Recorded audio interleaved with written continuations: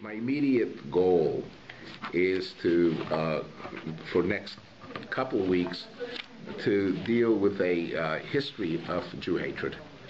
I mentioned last week that traditionally the historians divide Jew hatred into three parts, what's called ancient or cultural anti-Semitism, and I'm not going to spend much time on that, in which Jews were despised because they behaved differently. They ate different foods, they lived in different parts of the city, they didn't mix, they didn't marry, so they were despised for this, and as I mentioned last week, Bernard Lewis, who's a famous historian, doesn't necessarily consider this anti-Semitism, but historians generally do.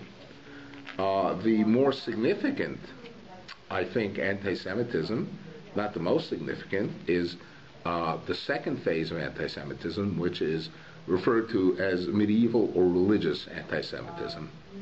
And religious anti-Semitism comes in two varieties, Christian and Muslim, which I will go into.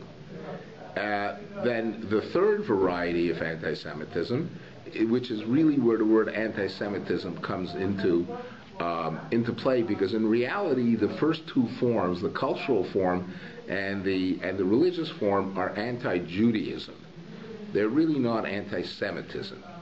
Anti-Semitism is a relatively modern phenomena that begins in the 1870s with, and the word anti-Semite is coined by a German journalist by the name of Wilhelm Marr.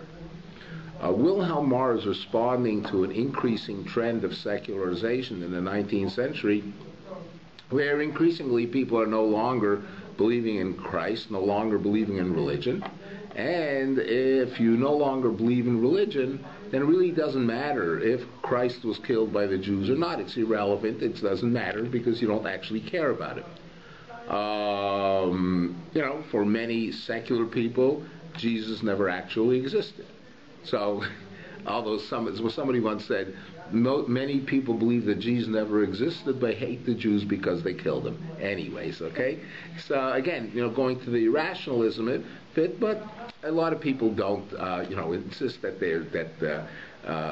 they no longer have religious faith. So, but Jew hatred has to be expressed in some form, and it takes on a new form where although the new form had existed in as an undergirding of anti-Semitism, it had never come out so clearly. Anti-Semitism is no longer defined by religion; it's defined by race. That the charge is made that the Jews are a race, and as a race they carry DNA in their bodies that is harmful to humanity, and one must be very wary of dealing with them. And at best, they should be excluded from society. And later on, when Hitler comes along, they should be killed. All right? So, but this is a response to the idea that there's something innate in the Jewish people. It has nothing to do with their religious practices. It has to do with their fundamental essence. People believe that their DNA was different. Yes, that's why when you have the Nuremberg laws that are passed in Germany, if somebody had one Jewish grandparent, okay, even though they hadn't practiced Judaism for several generations, they were still liquidated, exterminated, because it was the DNA that they carried that was harmful. Okay? Hitler compared the Jews to a microbe in the blood of mankind that had to be extirpated in order for mankind to have a healthy limb. Again, I see your, maybe the word is frustration, and again, remember my opening sentence, that anti-Semitism is fundamentally not rooted in reason, okay? It's not rooted in reason, and just in general discussing the role of reason, reason can lead you anywhere you want to go. Okay? David Hume, who's a famous 18th century philosopher, said that reason is rooted in passion. First I make my premise, and then I can justify it. Okay? So reason is really a very dangerous very dangerous instrument unless it's tempered by something beyond reason. I mean, obviously, you can make the argument that Jews can't be erased because people can convert into Judaism, and you can't convert into a race. But nevertheless, there's also an element where the mother, where Jewish identity depends partly on biology, and therefore one can make the argument that if it depends on biology, it's racial. Okay, but the reality is that Jewishness is totally different than anything else, because only Jews can be both a people and a faith. Okay? So the normal paradigms of vocabulary, the simple the descriptions, don't apply to the Jewish people. Because Jews are a people without a land, okay, which is unheard of, that people should keep their identity without having a land, okay? And they're also a people regardless of whether or not they keep religion. So there is a biological element to being Jewish, which one can, if one wishes to be simplistic about it, can define it as racism, okay? But it's clearly not, define it as a race, but it's clearly not a race because you can convert into it. Not only that, but if you convert into Judaism, what happens, and I can't explain the process, the mystical process, you actually become a totally new person. The family relations that you had previously had are no longer in effect. So halachically, although the rabbis forbade it, if a brother and a sister both convert to Judaism, in theory, because they're new people, they can marry each other. Okay? But the rabbis forbade that because it doesn't seem appropriate. Okay? But if somebody can become a new person just by an act of taking on a series of laws, going to the mikveh, right? The idea that it's a race is nonsensical. But as I said, the world can't think of Jews and Judaism because they transcend the normal categories of conversation. Okay? Am I making sense? Yeah. Okay? Yeah. So that's the third phase, basically, when Jews are a race and are designated as a race, and a race that's inimical to mankind.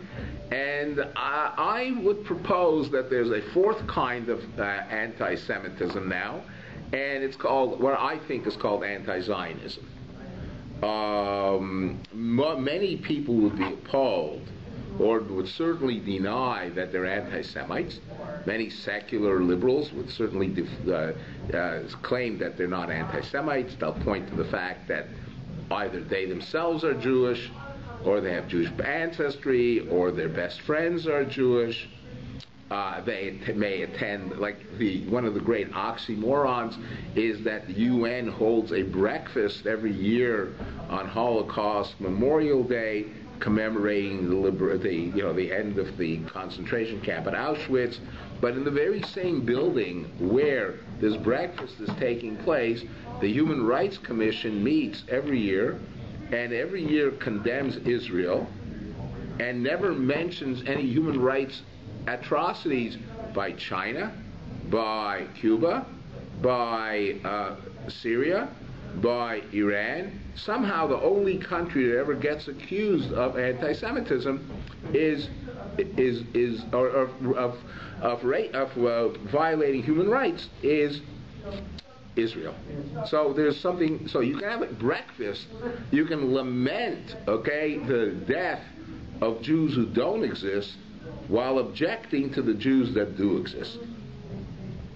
Never, I'm not sure, but I don't think ever in the history of mankind has there ever been a notion that a state needs to be eliminated. Okay? that I can't think of any time. Amalek, other than Well, again, that's from a Jewish thing, and Amalek doesn't depend on a land. Yeah. Amalek depends on a behavior. Okay. Whereas the Jews, the claim is that Israel is the greatest threat to mankind. A poll taken, I mentioned this, I think, but you may not have been here in the first week. A poll taken in the mid-2000s by the European Union found that 69% of Europeans said that Israel was the single greatest threat to world peace. Okay? Imagine, okay? Not Iran, not North Korea, nothing, okay? And in fact, our good friend John Kerry, a couple of weeks ago, said that if they can solve the Palestinian-Israel problem, all the other flashpoints in the Middle East will settle down. Imagine, okay? So, I'd like to argue that anti-Zionism is a new form of anti-Semitism by people who are not ready to recognize that they are fundamentally anti-Semites. Although the question's been raised by several people, I found the most satisfactory approach to it by Natan Sharansky, who was a member of the government, very well-known refusnik. He spent many years in jail and immigrated to Israel. And he wrote an article a few years ago called "The 3 Ds of Anti-Semitism." And in it he said that, it is true that one can disagree with Israel and Israeli policies without being an anti-Semite. Certainly, I oppose the Gaza, I oppose the peace process, I oppose many of the things that Israel does.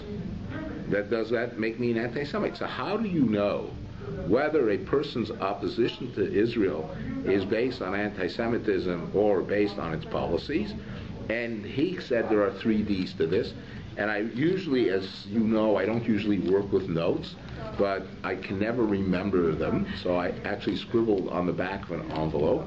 So the 3 Ds are demonization, double standards, and delegitimization.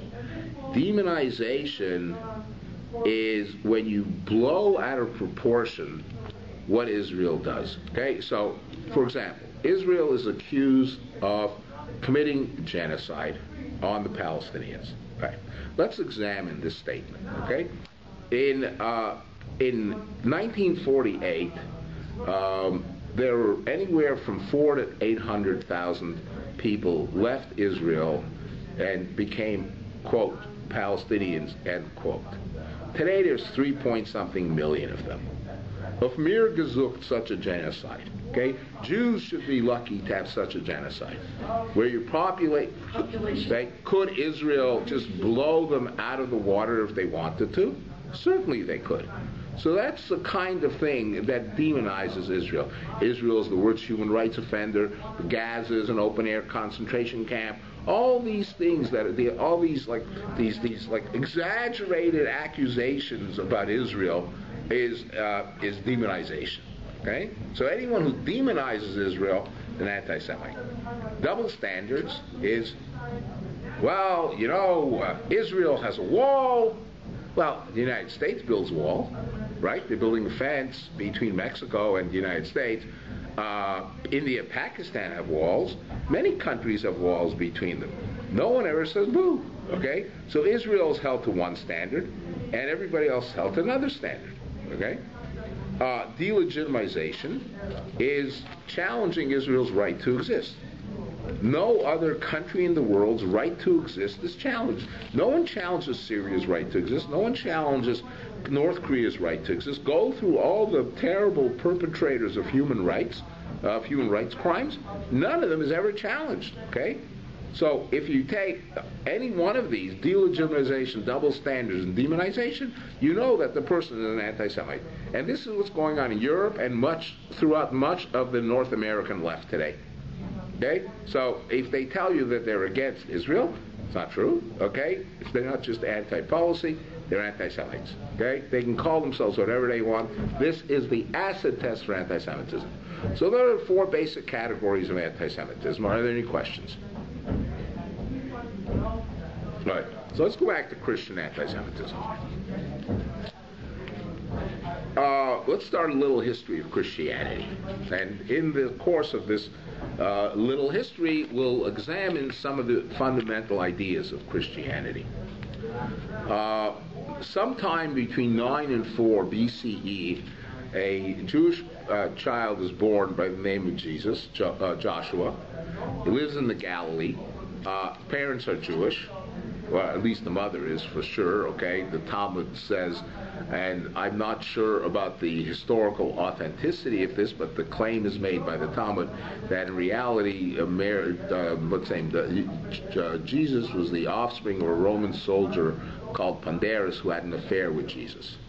With Jesus' mother, okay? Had an affair with Jesus' mother. Anyway, whether that's historically accurate or not, I can't tell you, okay? But nevertheless, he's born Jewish in a Jewish milieu. Very little is known about his childhood, and he appears in public for the first time about the age of 30, where he starts preaching, and he amasses Jewish followers, mostly from the lower classes, economically.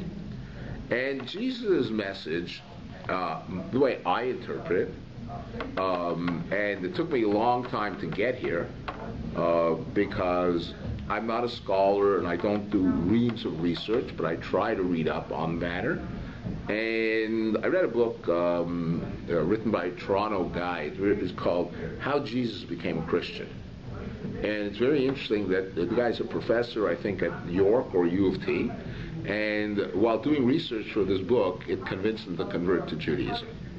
Okay, which is interesting. And how Jesus became a Christian, and in it he argues that the Christians basically, how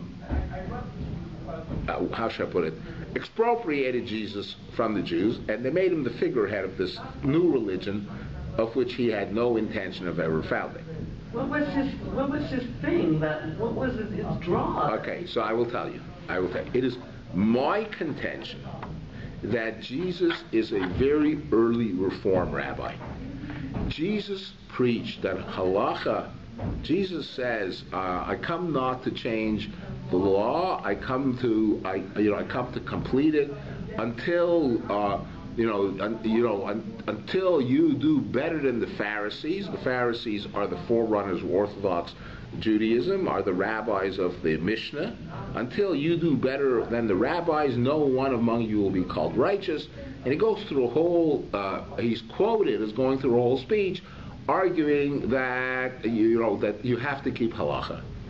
So the question is, what is he talking about? And from what I can gather, what Jesus is talking about is that the mitzvahs between man and man are more important than the mitzvahs between man and God. For example, he says that his disciples eat grain in a field on a Shabbos.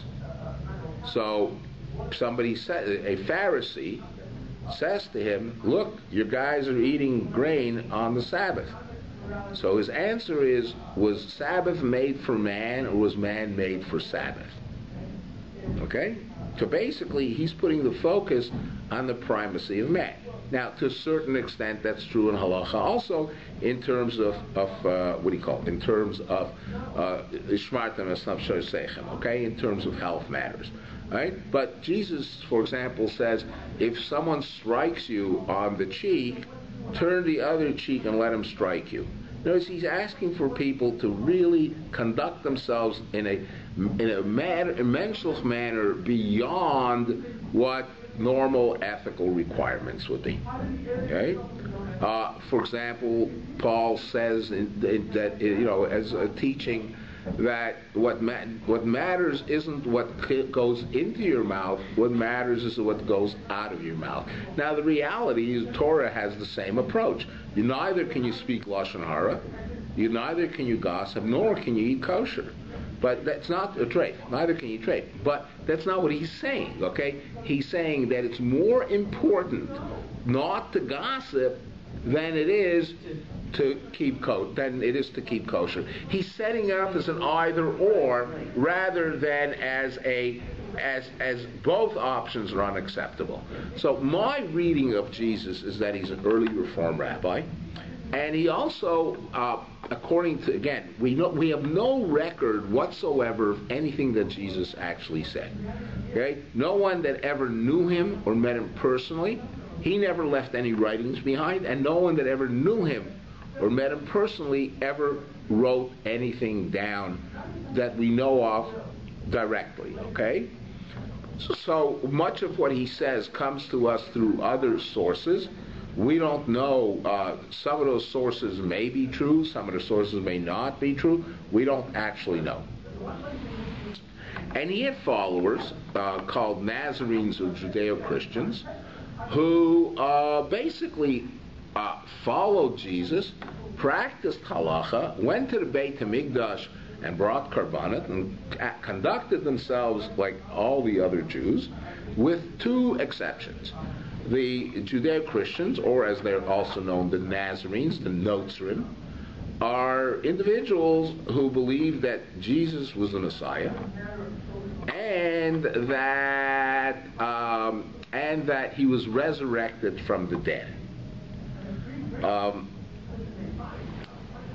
One may wonder what's so terrible about these things, but it caused Rebbe Gamliel, who assumed the Jewish leadership approximately sometime between 80 and 85, the date is unclear, to write a prayer into the Shemona Esrei. The prayer today is called V'lam al Shinim, but that's not the way it was originally written. V'lam al Shinim is a prayer that occurs after the Bar Kokhba rebellion, and it refers to people who informed to the Roman government about people that were practicing halacha against the will of the Roman government. But the original 19th prayer of Shemona Esrei was called V'laminim al tehi tikva v'lanotzrim. Okay, to the non-believers there should be no hope, and to the Notzrim, to the Nazarenes, they should, face some kind of, I don't remember the exact words, but basically highly negative. So these people could not come to shul, because you can't go to shul and say, hey, apostates, have no hope, and Nazarenes have no hope. Okay, so basically he drove them by this device. He created a much stronger separation between Judaism and Christianity. What the issue with Mashiach? In Jewish terms, Mashiach is a political figure. Mashiach comes, and the Jewish people are ingathered from exile, and they become independent. Right? The Rambam says, other than a universal recognition of God, and therefore a change in people's ethical standards, the Rambam says in reality there's not going to be any miracles. Okay? I don't know much about this. I don't study eschatology because no one actually is able to verify these things. So there are many different schools of thought about what's going to happen. It's not, to me, it's not that all that important. And I'll take the Rambam's word that nature will continue to operate, with the Jews being independent. So when Jesus came and died, which we'll talk about, what happened was that the Jews said, well, I guess not Messiah.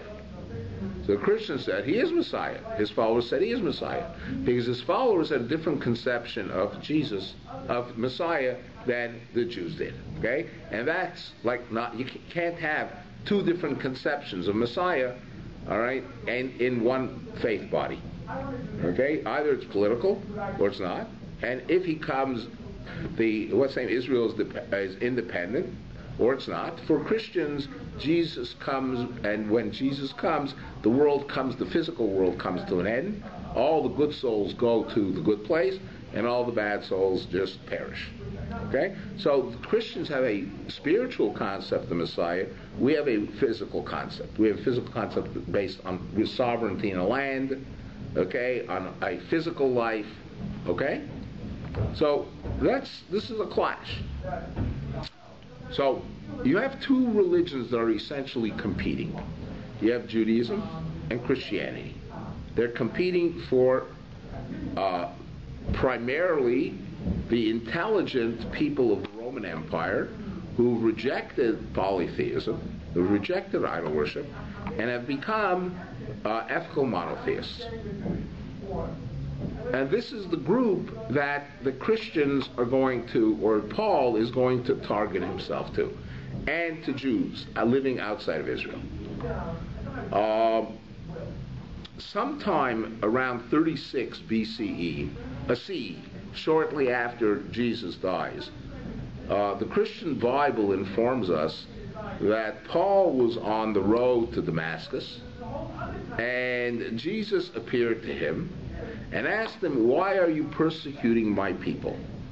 Paul makes the claim that he was a Pharisee, that he was a fully practicing Jew who came from Tarsus, attended Torah academies, and when he met Jesus and was working for the Kohen Gadol, persecuting Christians, although I fail to understand why the Kohen Gadol would have any authority in deciding who should be persecuted and who shouldn't be persecuted. The Romans may have had that, but it wouldn't have been the Kohen Gadol that made the decisions. And Paul came from a place, Tarsus in Turkey, where it was not a large Jewish population. So I don't understand, or the question is, on what basis, like the circumstance, the whole story of his having been a rabbinic Jew who studied Torah and when he met Jesus changed, smacks of trying to ingratiate himself with a Jewish community and fundamentally saying, "Hey guys, I was one of you once, and now look at me, I've rejected it, and you can do the same thing, okay? Because it's fundamentally what I have to offer you, Jesus' message to me is totally different." Anyways, Paul, up until that time, the followers of Jesus limited themselves to Eretz Yisrael, and they tried to get people to, they preached, and with very limited success. And when Paul went to Jerusalem in about 50, and he met with the leaders of the Jesus movement, and he said to them, "Fellas, we have to start increasing our outreach efforts to non-Jews as well, because we're never going to grow Jesus followers if you only go to the Jews. They're very stubborn people. They have their ways. We have to expand it." So they made a deal. Jesus' initial followers would continue to try to preach Judaism in Israel, in Eretz Yisrael, Judea, and Paul would be free to preach to non-Jews. And indeed, that's what he did.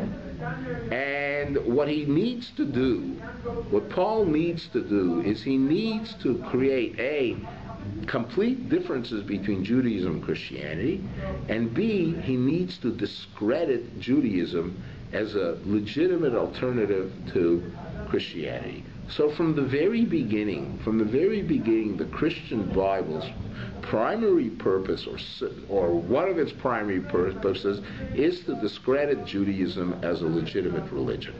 Okay? So that's, the only way you can do that is by painting people in an extremely negative light.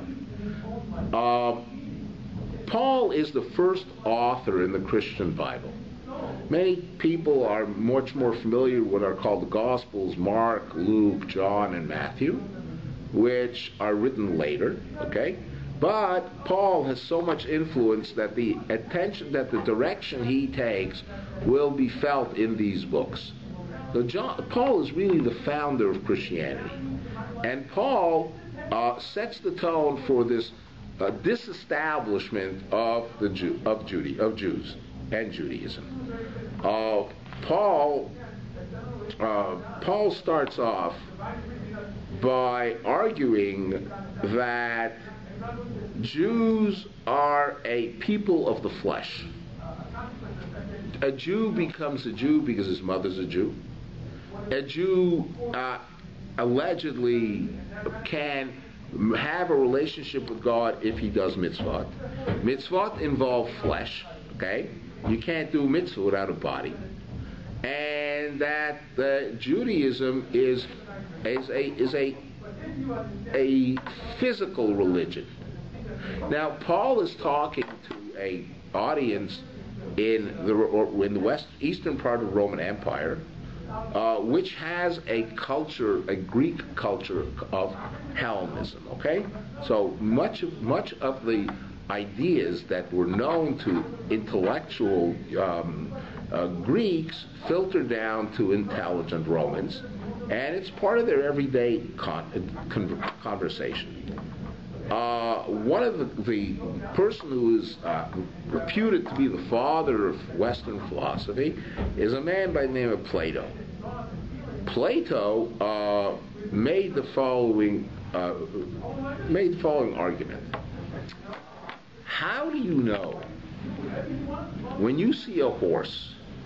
Horses look very different. Okay, a zebra and a horse don't look all that much different, do they?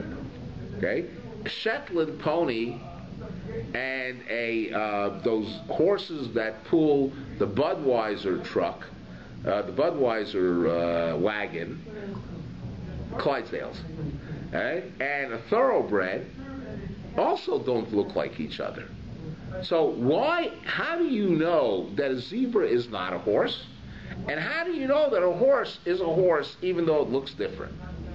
So Plato says that that's because all the horses share a quality of horseness. That there's somewhere in the non-physical world is the ideal horse, and all horses on earth are representations of that ideal horse. So where is truth? Where is ultimate reality? Ultimate reality is not on earth. Ultimate reality is not a physical notion. Ultimate reality is a spiritual, non-physical notion. Now, remember, the people that are going to convert to Christianity, whom Christianity is going to appeal to, although it will later also appeal to uneducated slaves, but it's going to appeal to the people that are familiar with this kind of philosophy, where the spirit is much more valid than the flesh. Flesh rots, spirit continues. So what Paul does, he sets up, and I'm not expert enough to know how he does that, but let me read you something that's rooted in. You see, Paul has a problem. He can't deny that the Torah has some legitimacy because, after all, Jesus was a Jew. He can't deny that. On the other hand, he can't accept the interpretations of the Torah the way they are interpreted by Jews. So he has to come up with a new way of interpreting. He has to say, yes, I accept the Hebrew Bible, but you need to understand that you're reading it the wrong way. Okay? I'll give you a quick example. I don't know if I mentioned this. I know I mentioned it recently someplace.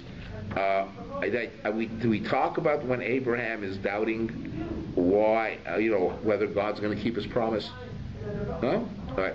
So at a certain point, shortly after he rescues Lot, right, Abraham starts off with being promised by God that he's going to inherit a great nation. Okay, that he's going to be a founder of a great nation. At that time, he's we're not sure, but there's a reason to argue that he's about 75 years old. Right? So the Torah tells us that he took Lot and then Sarai because he saw his future in Lot, that his nephew Lot would ultimately be his heir. After after the events of Pharaoh almost taking Sarai away from him, he realized what he could have lost. You know that song, Joni Mitchell, you don't know what you've lost till it's gone? So now he realizes how much he cherishes Sarai. So the Torah tells us, V'yikach Sarai, and then Lot. Then Lot and him disagree over the shepherds. They split different ways, and Lot becomes moved out of the picture. And eventually Lot is replaced by Yishmael. Okay? But before there's a Yishmael, All right, Avram is despairing. Give me a sign. How do I know? So the Torah tells us that Hashem went to Abraham, and he said to him, brought him out of the tent, and he said, "How BAYT Shemaim, look in the heavens, okay, and you know, BAYT Shemaim, Kach Yizaracha, thus will be your children." And then the Torah says, "Vayamin bar Hashem, v'yachshav alot tzedakah." That Vayamin bar Hashem, that Abraham believed in Hashem, and the way we interpret it is V'yachshav alot tzedakah, and he reckoned Hashem to be righteous. The way Christian Paul interprets it is Vayamin bar Hashem, and Abraham believed in Hashem, V'yachshav alot tzedakah, and God considered that to be righteous. Because what's the key element in Christianity? How does a Christian find salvation? How is a Christian saved from hell? Through faith. Vayamin bar Hashem, he believed in God, V'yachshav alot tzedakah, and God considered that to be, okay? So they're going to take the Hebrew Bible and they're going to reinterpret it in a totally different manner than the Jewish way. They're going to, for example, Paul, a story. Two men, or is it a man and a woman, are talking on the road to Emmaus. It's 7 miles to their destination, but they are oppressed by disappointment, not by distance. A third figure, a stranger, appears on the road. "What are all these things that you are discussing as you walk along?" They stopped, downcast. Then one of them answered him, "You must be the only person staying in Jerusalem who does not know the things that have been happening here the last few days, all about Jesus of Nazareth, who showed himself a prophet, powerful in action and speech, and our leaders handed him over to the sentence to death and had him crucified. Our own hope had been that he would be the one to set Israel free." Messianic Jewish concept, Messiah. Okay? Contrary to their first impression, their new companion proves to be well informed. "You foolish men, so slow to believe all that the prophets have said. Was it not necessary that the Christ should suffer before entering into his glory?" Then, starting with Moses, going through all the prophets, he explained to them that the passages throughout the scripture were all about him. So when Avram takes Yitzchak to Har Moriah and he sacrifices him, Christians interpret that as God taking his son Jesus and sacrificing him. Now, there's a medrash, a Jewish source, that says that Abraham actually killed Yitzchak prior to his being and Yitzchak was resurrected. Who is this story about, according to Jesus, or according to the person who puts these words into Jesus' mouth? It's about, the entire Torah is about Jesus. Jesus has brothers. They sell him for 30 shekels. Okay? How much does Judas sell Jesus for? How many disciples does Jesus have? That's according to, it's supposed to be the number of the brothers. It's the same number of brothers, the same number of shekels, and the same number of everything, and the same sale. So Paul takes everything in the Torah and says, and they put into Jesus' mouth that everything in the Christian Hebrew Bible is not about the story the way you understand it. It's all about Jesus.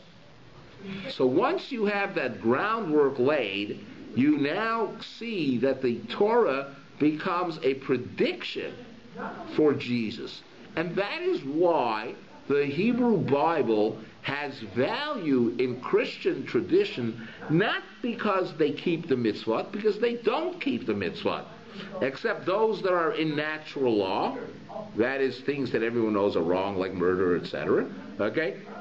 Look, they don't keep kosher, they don't keep Brit Milah, they don't keep Shabbos the way we do, all kinds of things. So that's the purpose, the value of the Hebrew Bible for Christianity is not the commandments.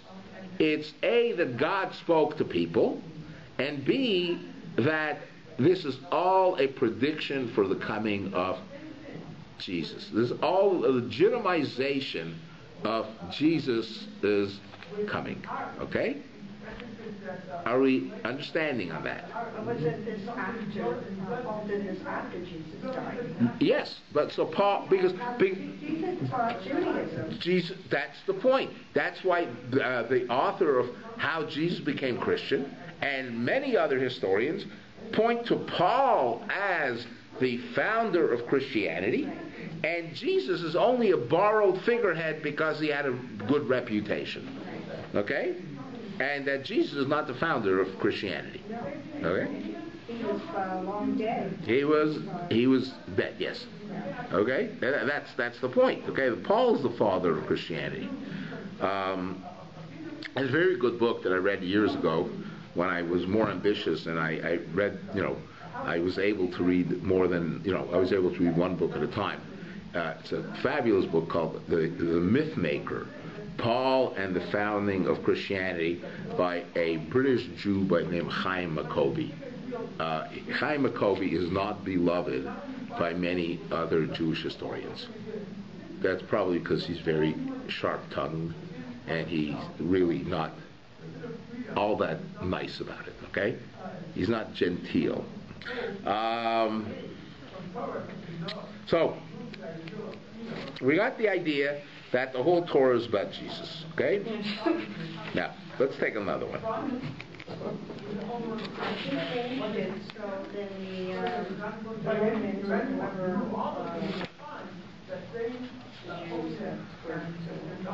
religious at that time, the purpose of changing all this is that you can follow this. You don't have to do all the Again, whether it's as cynical as that or not, I don't know, because I don't know that Paul went and created a whole Greek philosophy. He may have actually believed what he was talking about. Now, people were attracted to it because it was easier, okay? But that's not necessarily what Paul's motive was. But I thought that he changed, made it easier, so this way he could get the conversion. Again, if you insist, as Greek philosophy does, that the spirit is superior to the flesh, okay, then believing is superior to doing mitzvot. It may be a sincere belief. I have no way of knowing whether he came up with this idea in order to make it easier, or it's a consequence of his idea.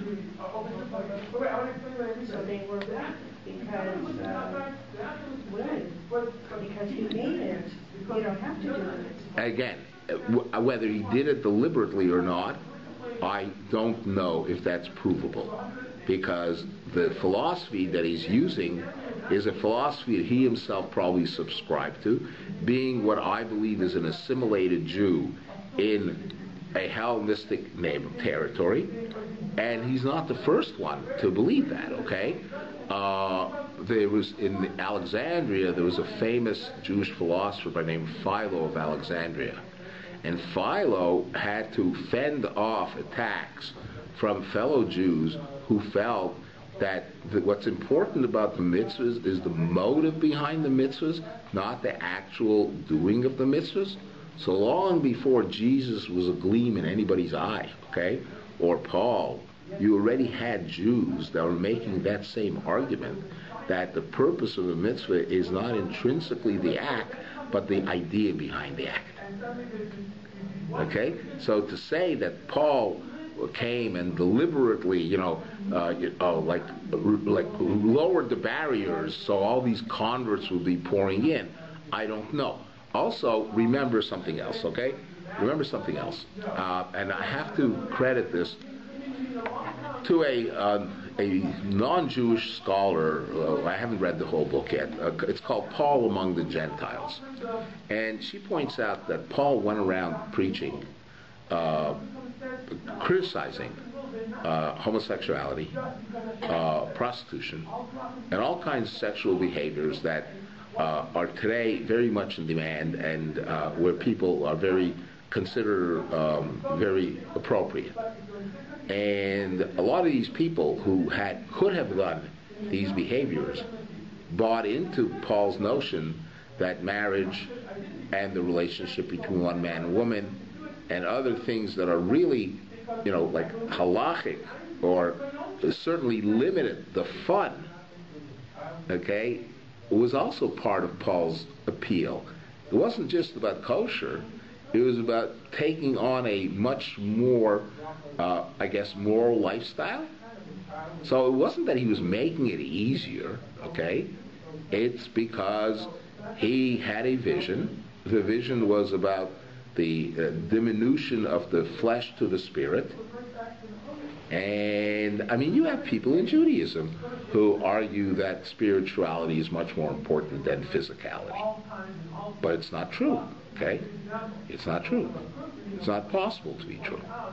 So to say that Paul sat down and said, how am I going to get these guys to convert?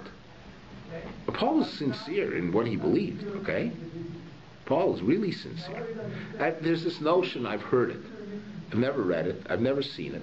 But I've heard it when I was growing up in yeshiva, that Paul was an agent of Rabbi Gamliel who was deliberately sent out to separate Judaism from Christianity. Right? I have no idea what the source is, but this sounds like part of the big plan. But if you take into consideration the philosophic basis, which was deeply ingrained in Greece, in Greek civilization, and central to Christianity, it takes on a much less sinister cast. And if you couple that with Paul's demands that his followers live chaste lives, chaste sexual lives, and don't exploit sexuality, that's a big call today. What is it that's so attractive about secular society? It's not the ideas. When I was growing up in the 60s, people wanted to study philosophy and wanted to study Nietzsche and Kierkegaard, and there's a whole attraction to the intellectual world of the secular world. Today, people are not interested in the, and Robert Breitowitz has said this also, people are not interested in the world of ideas. They're interested in license. The Talmud says that the reason that Jews practiced avodah zarah is because it gave them permission to practice gilui arayot, to practice untrammeled sexual lives. So it's very difficult to say, here's a guy who's calling for people to live chaste lives, all right, and telling them it's okay not to eat kosher as part of a plan. It's like really, really clever. Because if you want to attract people, the best way to attract people is say, hey guys, do whatever you want. No? Okay. I felt like that's what he was doing. That's the outcome. You can do whatever you want. You can have it all. You can't have it all. You can't have it all. No, you can't have it all. Sort of. You see, how should I put it? Okay? There's a problem. In Christianity, in order to be able to go to heaven, you have to have grace. The problem is no one knows who gets grace. Okay? Let's leave aside 17th century Calvinism, okay? But up until that point, everyone's worried about how do you have grace. Grace is a gift freely given by God. So it makes no sense to be a mass murderer and to expect grace. So as Calvin put it, you need to live as though you have grace. So living as though you have grace in itself requires a moral life. Okay? Because if you don't live as though you have grace, it's pretty sure you don't have grace. So Maimonides says that, that God allowed Christianity to flourish as well as Islam because the Jews were too small to spread certain ideas, and Christianity and Islam spread the ideas of one God, or certainly less than multiple gods. They spread ideas of charity. It may be slightly different than our ideas of charity. It spread ideas of charity, and it spread other Jewish ideas throughout the world that could otherwise not have been spread. That's why it's called Judeo-Christian civilization. Again, it's not part of the discussion tonight, but fundamentally, in my assessment, Christianity is an amalgamation of pagan ideas and Jewish ethics. Okay? That's how I see it. And of course, many of the ethics are not actually Jewish, but they seem Jewish. Like, for example, for Jesus, it's more important to love a stranger. For Christians, it's more important to love a stranger than to love members of your own family. But you see, it's much harder to love members of your own family. The closer you are to somebody, the harder it is to love them. Okay, I don't mean that as a slap to husband and wife, but certainly for brothers and sisters, or mothers and fathers. Okay, but Christianity says that it's a greater mitzvah to love the stranger. Christianity calls for forgiveness to everybody. Okay, Jesus forgives everybody. God doesn't forgive everybody. There are certain acts that are not forgivable. Reb Meir Soloveitchik has a wonderful article in a place called First Things, but you can look it up on the internet. It's available. It's called The Virtue of Hate. And he contrasts how Judaism says there are certain people that need to be hated and are not forgivable, and Christianity says that ultimately everybody's forgivable. Let me leave it with one last thought, okay? In The Virtue of Hate, he quotes Simon Wiesenthal as having, in his book The Sunflower, which I've never read, as telling a story that he was once sweeping the floor in front of a barracks in an extermination camp, and a German officer on his deathbed summoned him and he asked him for forgiveness for all he had done to the Jews. Simon Wiesenthal turned on his heel and walked out. Many years later, when he became prominent, he summoned a council, a meeting of Jewish and Christian theologians, and he asked them whether they thought he did the right or the wrong thing. Every single Christian said he did the wrong thing. Every single Jew said he did the right thing. So even though there's certain overlaps in Jewish and Christian ethics, they're by no means the same. I would not regard Christianity as a daughter religion of Judaism. It's an Abrahamic religion in that it sets up Abraham as the father, as the spiritual father of Jews. Notice, the spiritual father, okay? Because as I mentioned that pasuk before, that that v'yachshvu tzedakah, that Abraham believed in God and God considered it righteous. So as I set it up that way, so they show here, you see, you can have a righteous person without doing mitzvot. Okay, so Abraham is the model for the Christians because Abraham is considered righteous by God, believes in Him, and doesn't do mitzvot. Okay, you with me? So I think it's much more complex than that, and Islam considers Abraham the biological ancestor of Arabs, and Jews consider Abraham the biological ancestor, but all three of them consider themselves Abrahamic religions.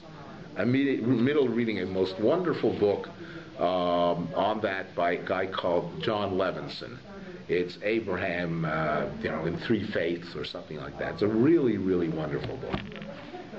We did a chapter at our Shir on Shabbos a few months ago, if you remember. Okay. Thank you, everybody. Good night. God willing, I'll see you next week.